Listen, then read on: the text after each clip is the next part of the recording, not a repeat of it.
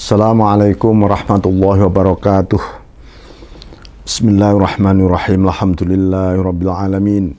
Allahumma shalli ala sayyidina Muhammadin abdika wa nabiyyika wa rasulika nabil ummi wa ala alihi wa sahbihi wa sallim tasliman biqadri 'azamati dzatika fi kulli waqtin wa hin, amma ba'd. Mari kita lanjutkan episode Asy-Syifa mengenai bagaimana karakteristik body tubuh ya Rasulullah SAW yang begitu luar biasa.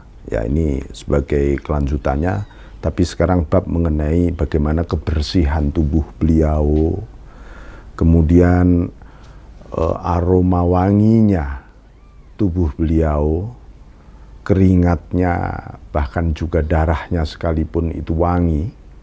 Maka ini disebutkan bahwa seperti yang kemarin sempat kita singgung sedikit, ya, bagaimana Rasulullah SAW itu tidak pernah ada sedikit pun kotoran di tubuhnya. Ya, begitu juga karakteristik tubuh yang tidak dimiliki oleh manusia manapun. Ini saking bersih, saking luar biasa. Kemudian ditambah dengan kebersihan-kebersihan yang hubungannya dengan kewajiban-kewajiban syariah melalui wudhu, mandi, dan seterusnya. Begitu juga wa khisalil fitratil ashri, perilaku fitrah yang 10. Ya, beliau itu selalu ini, ya. Ini harus kita ikuti betul 10 perilaku beliau yang menjadi kebiasaan yang tidak pernah ditinggalkan. 1, qasyus sarib, memotong kumis. Yang kedua, i'fa'ul lihyah, kemudian memotong janggut. Jadi janggut beliau rapi betul. Maka dipotong. Ini untuk membuat kepantasan. Ya, tetap ada janggutnya, tetapi merapikan di situ, dipotong. Wasiwak, dan gosok gigi. Jadi ini harus dibiasakan, ya, gosok gigi. Ini semuanya ini berhubungan dengan dunia kesehatan yang hari ini kita diingatkan betul dengan 10 fitrah ini. Wastinsyaqil ma, mencerap air ke dalam hidung. Ya, maka itu juga disunahkan. Jadi menghirup air melalui hidung, karena disitulah sumber pernafasan kita, lalu lalangnya pernafasan kita, dan harus bersih. Wa qasul adfar, memotong kuku. Ya, Rasulullah SAW tidak suka kalau ada orang yang kukunya panjang.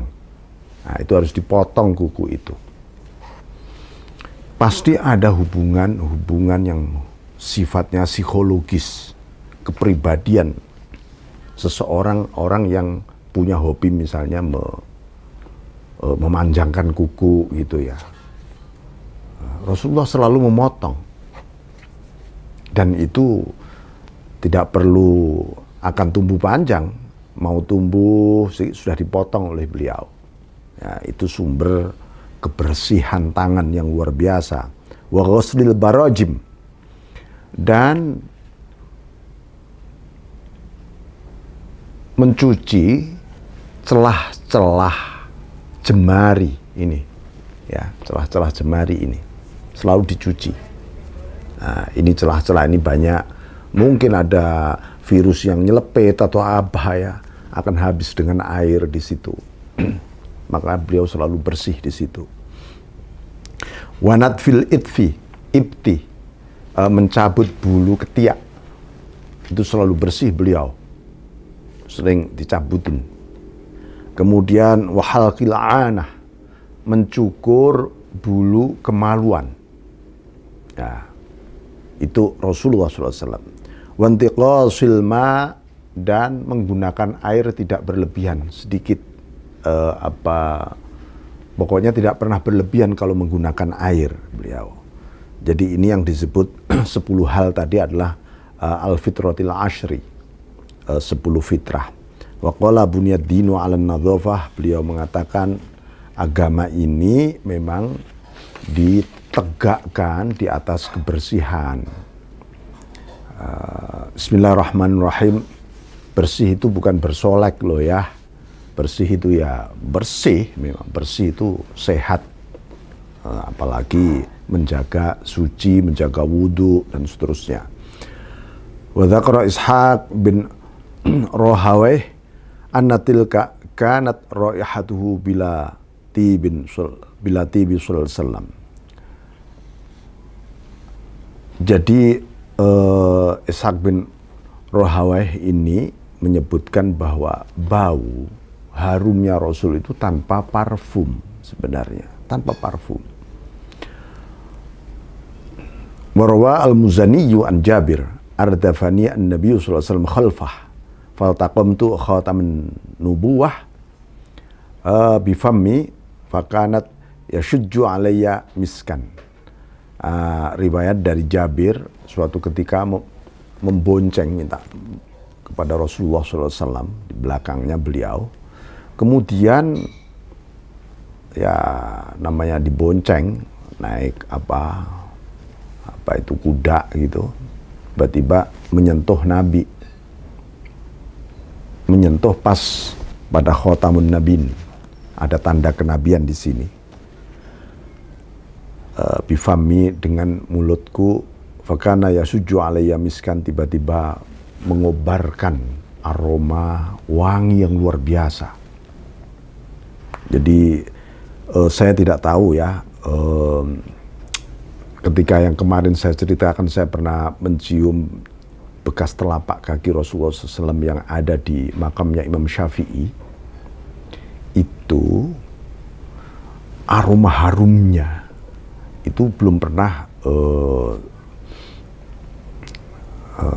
saya merasakan aroma seperti itu di dunia. Ya, saya nggak tahu itu aroma apa. Harum sekali, yang aneh, yang asing, yang luar biasa. Nah itu. Waqad haka ba'dul mu'taniyin bi akhbari wa syama'ilih annahu kana idza arada ayataghawwata inshaqqatil ardu fabtala'at ghaitah wa baulah wa fahat lidzalika raihatat tibati Rasulullah sallallahu alaihi wasallam. Jadi disebutkan oleh para peneliti, para penulis sejarah bahwa Rasulullah SAW ketika buang air besar, ya itu langsung tanah itu membuka, set gitu, terbelah tanah itu. Begitu selesai Rasulullah menutup kembali. Ya. Bahkan ketika, ya pokoknya buang air besar maupun air kecil, begitu Rasulullah SAW. Wafahat lidzalika raihatat tibati Rasulullah SAW. Jadi tiba-tiba yang muncul malah aroma harumnya Rasulullah SAW. Jadi ini ya, wasnada Muhammad bin Sa'ad Kadibul Waqidi fi hadha khabaran an Aisyah radhiyallahu anha qalat. Aisyah meriwayatkan bahwa Aisyah berkata lin Nabi sallallahu alaihi wasallam, innaka ta'til khala fala yura minka syai'un minal adha. Faqala ya Aisyah, ama alimti anna al-arda tablu ma yakhruju minal anbiya fala yura minhu syai'. Suatu ketika Siti Aisyah bertanya kepada beliau, wahai Nabi, engkau ini mendatangi tempat buang air besar maupun tempat buang air kecil, kalau kita disebut WC atau kamar mandi lah di situ. Fala yurum minka syai'un mil adza. Aku kok nggak pernah melihat ada kotoran sedikit pun di situ. Kemana itu? Wahai Aisyah, jawab Nabi, ketahuilah bahwa tanah senantiasa menelan langsung apa yang keluar, maksudnya keluar dari kotoran ini dari para nabi. Ya, maka tidak akan pernah terlihat selama-lamanya itu kotoran. Wa hadzal khabar wa illam yakun masyhuran faqad qala qaumun min ahli al-'ilmi bi taharatil hadatsan minhu sallallahu alaihi wasallam wa qalu ba'di ashabi Syafi'i hakahu Imam Abu Nasr As-Sabagh fi Syamilih. Walaupun ini ada khabar juga, hadis yang walaupun tidak masyhur tapi masyhur juga di kalangan ahlul ilmi, tapi sebagian ahlul ilmi bahwa Rasulullah SAW itu senantiasa suci dari dua hadas besar maupun hadas kecil. Maksudnya gimana? Jadi Rasulullah tidak pernah menunda hadas besar maupun hadas kecil. Ya, ini sebagian ucapan para ulama Syafi'i seperti diungkapkan oleh Abu Nasr Ibn Sabagh dalam Syamilih, artinya mengenai karakter Nabi. Waqad haqal qawlan 'anil ulama fi dzalika Abu Bakar bin Sabiq al-Maliki fi kitabi al-Badi' fi Furu'il Malikiyah. Dan sudah dikisahkan juga sebagian para ulama, antara lain Abu Bakar bin Sabiq al-Maliki dalam kitabnya Al-Badi' fi Furu'il Malikiyah wa takhriji malam yaqa' lahum minha ala madhhabihim min tafari Syafi'iyah. Dan beberapa hadis-hadis kisah yang tidak muncul di dalam madhab Maliki sendiri, tapi itu munculnya dari Imam Syafi'i, tapi selalu dipakai juga oleh madhab Maliki. Wa syahidu hadza annahu lam yakun minhu syai'un yukrah wala ghairu taib. Jadi disebutkan bahwa bukti nyatanya Nabi itu tidak pernah ada sesuatu yang artinya aroma kotoran yang tidak dia sukai, gitu, nggak pernah muncul. Begitu juga bau yang tidak beliau sukai juga nggak pernah ada. Wa minhu haditsu Ali radhiyallahu an ghasaltu Nabi sallallahu alaihi wasallam fa dhahabtu anzuru ma yakunu minal mayyit falam ajid syai'an faqultu tibta hayyan wa mayyitan. Qala wa sata'at minhu rihun tayyibatun lam najid mithlaha qattu. Jadi Sayyidina Ali karramallahu wajhah, beliaulah yang memandikan Rasulullah SAW, ya, memandikan ketika beliau wafat. Dan beliau katakan, kata Sayyidina Ali ini, aku sungguh, katanya, tibta hayyan wa mayyitan, kamu ini, engkau ini wahai Rasul, indah sekali, hidup maupun mati sama saja. Jadi kulit tubuhnya ketika beliau wafat sama seperti ketika hidup beliau ini. Nah itu. Bahkan Sayyidina Ali mengatakan bahwa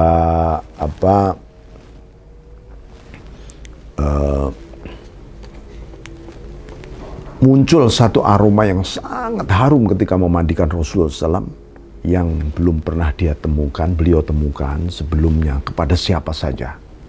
Ya, ini Rasulullah SAW. Wa mithlu qala Abu Bakar radhiyallahu anhu hina qabbala Nabi SAW ba'da mautih. Abu Bakar setelah wafat mendatangi Nabi, karena Abu Bakar memang waktu itu lebih mengurus khilafahnya setelah beliau, karena beliau adalah pengganti Rasulullah SAW, khalifahnya Rasulullah. Setelah itu mengurusi situasi yang begitu genting, fitnah yang luar biasa. Nah, sampai dalam satu riwayat Rasulullah SAW baru 3 hari dimakamkan setelah beliau wafat, karena para sahabat lebih sibuk mengurus siapa pengganti pemimpin Rasulullah, Khalifatul Rasul ketika itu, khalifahnya Rasulullah. Baru setelah itu Abu Bakar mendatangi ke hadapan beliau dalam kondisi sudah wafat itu, beliau cium dan baunya sangat-sangat harum. Itu. Bismillahirrahmanirrahim. Syurb bin Malik bin Sinan, syurbu Malik bin Sinan damahu yawma Uhud wa massuhu iyyahu wa taswighuhu sallallahu alaihi wasallam dzalika lahu wa qulu lan tusi bahunnar. Suatu ketika Malik bin Sinan itu meminum darahnya Nabi ketika perang Uhud karena Nabi terluka. Nabi ketika perang terluka. Beliau apa yang terjadi? Darahnya harum sekali dan kemudian di mut gitu ya darah itu, lalu diusapkan ya, diusap-usapkan ke tubuhnya Sinan. Lalu Rasulullah SAW bersabda, lantusi bahunnar, tubuhmu yang terkena darahku itu tidak akan kau usap dengan darahku, tidak akan pernah disentuh oleh neraka. Nah, begitu juga mithlu syurbu Abdullah bin Zubair dama hijamatih wa qala alaihi salatu wassalam wailun lak minan nas wa wailun lahum minka walam yungkirhu alaih. Jadi inilah darah Nabi itu ya tidak najis, darah Nabi gitu ya. Makanya diminum oleh sahabatnya, lalu Nabi mengatakan wailul laka minan nas, kamu ini celaka, kamu ini. Ya. Ini gara-gara kamu ini orang-orang pada ikutan nanti. Nah, gitu maksudnya. Tapi walam yungkirhu alaih, Nabi tidak mengingkari, artinya tidak melarang darahnya diminum itu oleh Abdullah bin Zubair itu. Wa qad ruya nahwun min hadza anhu fi imra'atin syaribat baulah faqala laha lan tastaki wa ja'abatnik abada.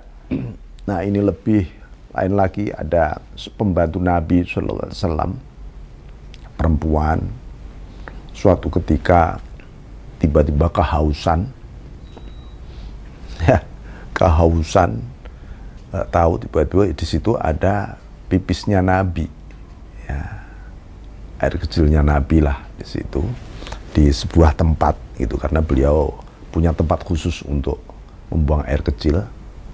Apa yang terjadi?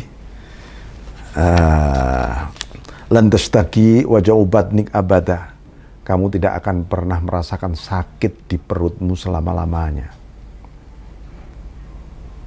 Nah, maka dulu pernah ada pertanyaan bagaimana hukumnya meminum terapi melalui air kencing manusia, air kencing sendiri misalnya. Ya, ini hukumnya boleh kalau dikiaskan di sini. Ini soal ini loh ya. Walam ya'mur wahidan minhum bi ghusli famin wala nahahu an audatin. Dan Rasulullah SAW juga tidak pernah memerintahkan untuk mencuci gara-gara meminum itu tadi, mencuci mulutnya atau apa itu melarang, enggak beliau. Ini sebenarnya menggambarkan sebuah kecintaan luar biasa.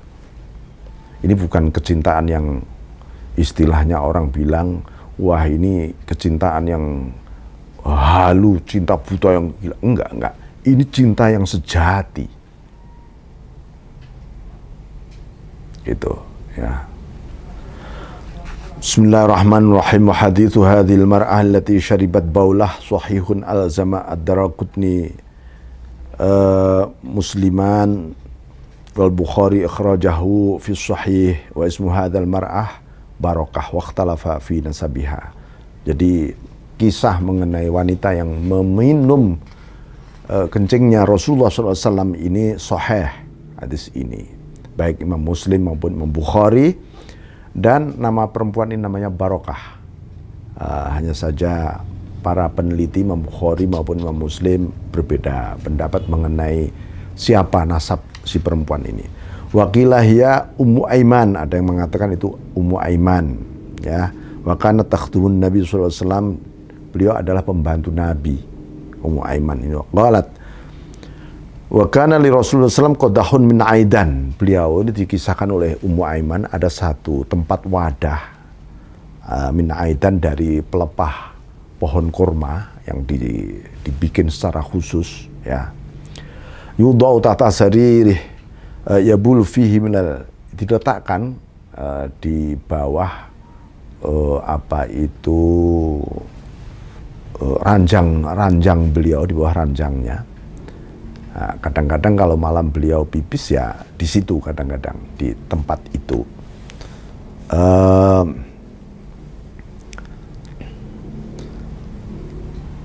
Fabala fi ladha thumma ftaqadahu, lalu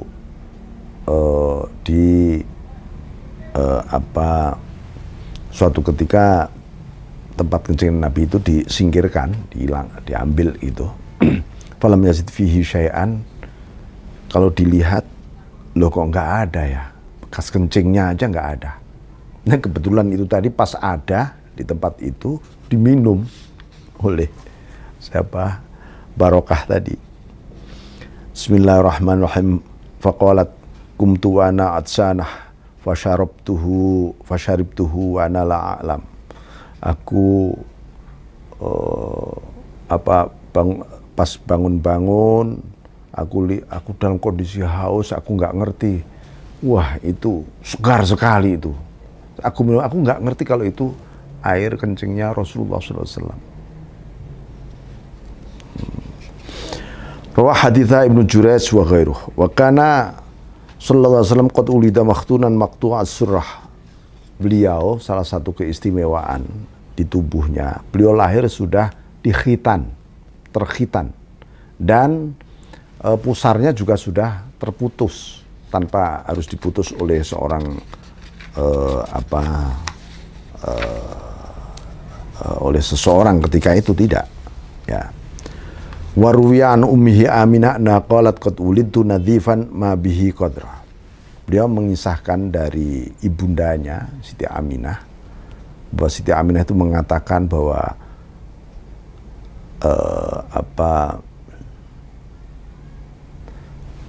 aku melahirkan Muhammad ini adalah bayi yang sangat-sangat bersih, tidak sedikit pun ada kotorannya.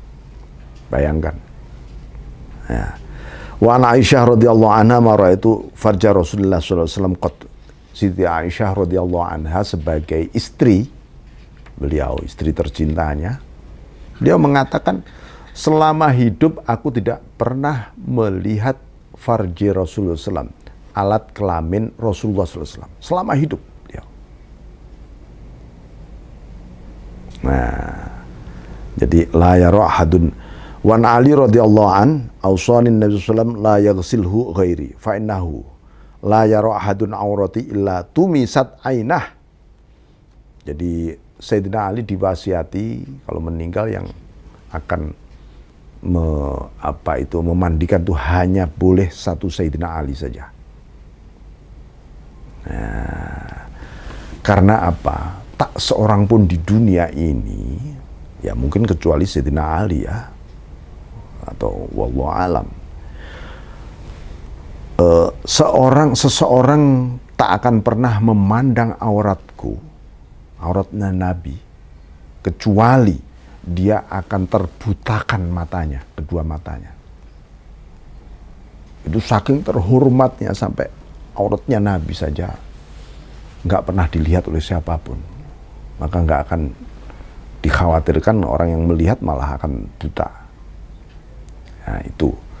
Maka dalam salah satu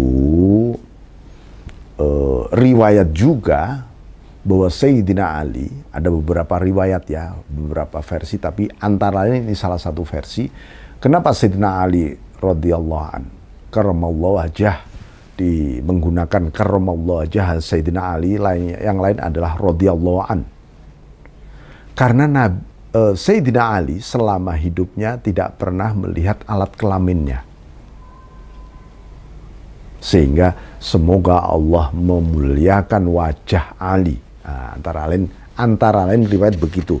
Walaupun ada riwayat lain yaitu Sayyidina Ali muncul kalimat karramallahu wajah Ali adalah dari para sahabat karena Sayyidina Ali mengurungkan niat untuk menghunuskan pedangnya di hadapan orang kafir musuhnya.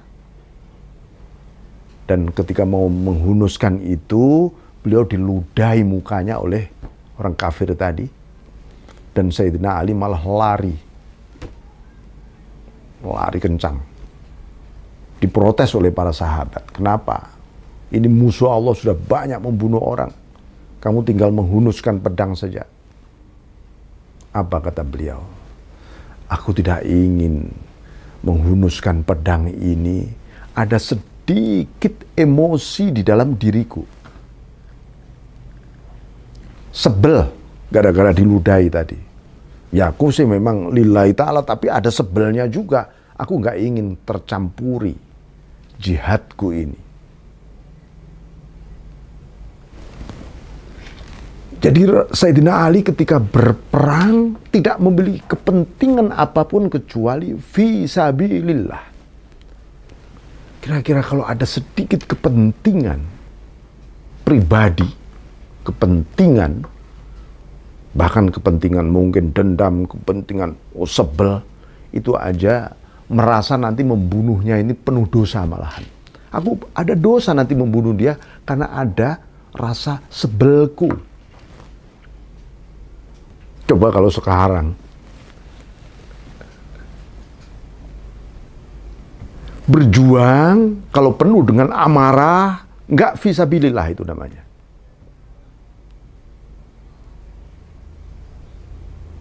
Ya, makanya kebencian, dendam harus disingkirkan semua.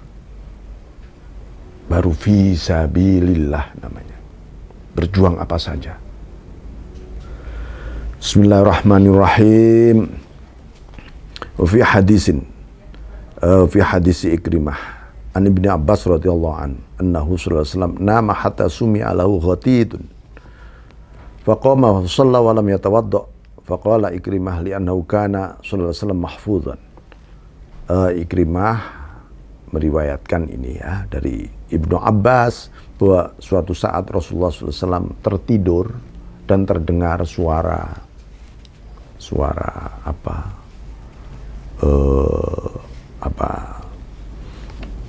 mengorok gitu beliau itu. Lalu tiba-tiba Rasulullah bangun dan langsung sholat tidak wudhu. Maka Ikrimah mengatakan, ya karena Nabi selalu terjaga. Nama ainuhu wala yanamu qalbuh. Nabi itu tidur memang matanya, hatinya nggak pernah tidur, hatinya terus bersama Allah. Jadi kira-kira pas tidur tadi aku batal, maaf kentut atau apa, Rasulullah tahu. Makanya beliau tak bangun tidur ya langsung aja sholat. Bismillahirrahmanirrahim. Ini sebagian madhab kemudian orang tidur itu tidak membatalkan wudhu. Sepanjang dia benar-benar tidak tahu kalau dia misalnya ada sesuatu yang keluar dari dua lubang itu. Nah kalau Imam Syafi'i radhiyallahu an, beliau menyebutkan tidur yang sambil duduk, yang ini pantat ini menekan kepada lantai, bangun tidur juga tidak batal wudhunya. Itu karena diihtimalkan bahwa nggak bakal dia bisa maaf kentut misalnya. Nah itu. Bismillahirrahmanirrahim. Ini semua mengenai suasana fisik tadi. Suasana fisik bahwa Rasulullah SAW itu memang menjadi necklace pusat dari seluruh makrokosmos, dan beliau adalah intisari dari mikrokosmos, dan intisari makrokosmos ini adalah beliau. Jadi oleh Allah ya tentu saja diberikan satu keistimewaan yang luar biasa, tugas yang sekaligus sangat berat sekali, karena tanggung jawab beliau itu kepada seluruh umat manusia ini nanti di hadapan Allah SWT. Nah itu. Jadi ya semoga dengan kita selalu membaca kepribadian, walaupun ini mungkin kepribadian fisik, kita mendapatkan barokah. Dan itu pasti mendapat barokah kita ini. Terutama tadi ya 10 hal, mulai potong kuku, bersih, kumis, dan yang kita jelaskan di depan tadi itu harus kita lakukan. Ya, saya kira demikian. Wal afu minkum wallahu muwaffiq ila aqwamit thoriq. Assalamualaikum warahmatullahi wabarakatuh.